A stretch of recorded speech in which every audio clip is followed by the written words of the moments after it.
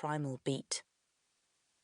Suddenly, there was a roaring sound in my head, and as I became aware of the rush of blood pumping through my veins, I realized I wasn't a wraith-like apparition or some whimsical spirit, but that I too responded to that beat.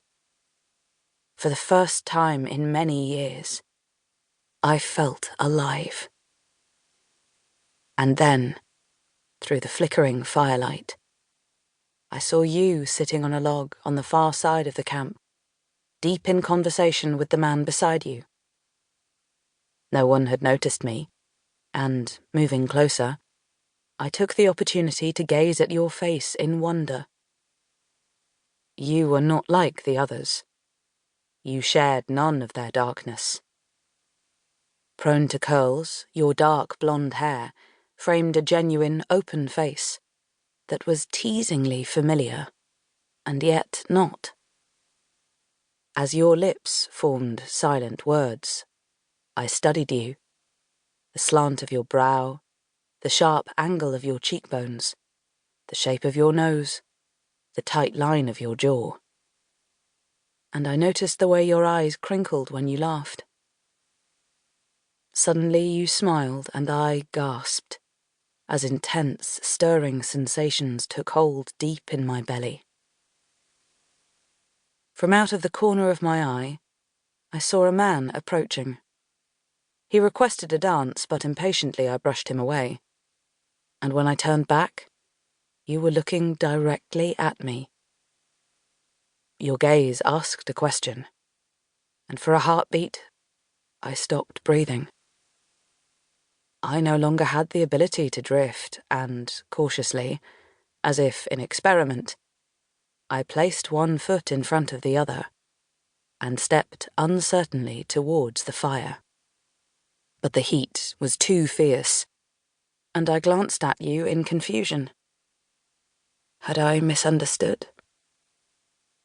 In a voice soft and tender, you encouraged me. You can do it.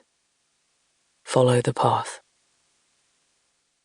A man threw more logs onto the fire, and I watched the sparks fly as flames leapt into the cool night air. I bit my lip. How could I follow the path? It wasn't safe. I would burn. Anxiously, I looked across at you again.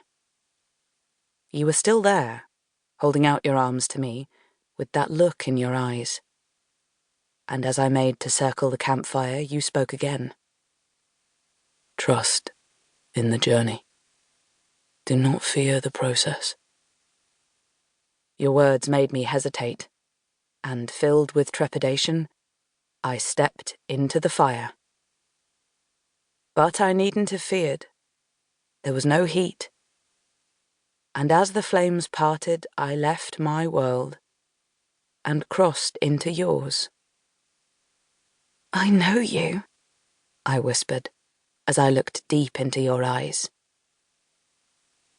You do, you replied, taking me in your arms.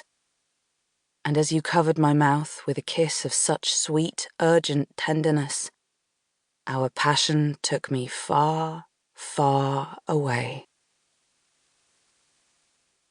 Opening my eyes, the first thing I'm aware of is an unaccustomed easing to the ache that consumes my heart these days. The second is the realization that I've had the dream again. As always, it feels vivid and real, but what does it mean? As the grey light of dawn seeps through a crack in the curtains, the harsh reality of my life swiftly replaces the earlier glow that so cruelly and fleetingly encompassed me. Chapter 1.